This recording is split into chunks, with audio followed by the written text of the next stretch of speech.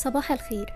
النهاردة الوقفة وكل الناس مشغولة باستقبال العيد، واحنا من رتم الحياة السريع بنجري عشان نسيرها، وكتير جدا بننسى روحنا اللي بتبقى متعلقة في حبايبنا والعيلة ودايرة الصحاب القريبين.